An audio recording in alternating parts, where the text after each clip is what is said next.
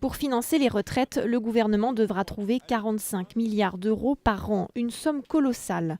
Pour l'instant, le montage financier prévu ne permet de rassembler que 30 milliards, de quoi inquiéter la Caisse nationale d'assurance vieillesse. Ce matin, sa présidente estimait que le gouvernement n'avait pas examiné toutes les pistes de financement. Quand on parle d'assiette sur la consommation, Oui. la TVA sur la consommation, un petit bout qui pourrait être affecté à la retraite, c'est un vrai débat ça, vrai débat. Parce que l'assiette est beaucoup plus large.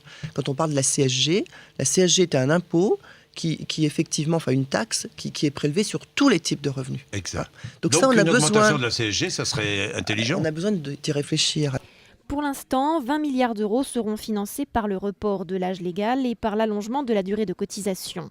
5 milliards de plus doivent être trouvés dans la fonction publique en alignant le taux de cotisation salariale sur celui du secteur privé et en supprimant les possibilités de départ à la retraite anticipée pour les fonctionnaires parents de 3 enfants ou plus. Enfin, l'exécutif entend dégager un peu moins de 5 milliards d'euros de recettes grâce à un système d'impôts et de taxes supplémentaires pour les contribuables les plus riches. Mais à terme, si les 15 milliards manquants ne sont pas trouvés, les partenaires sociaux craignent que les pensions ne viennent à baisser.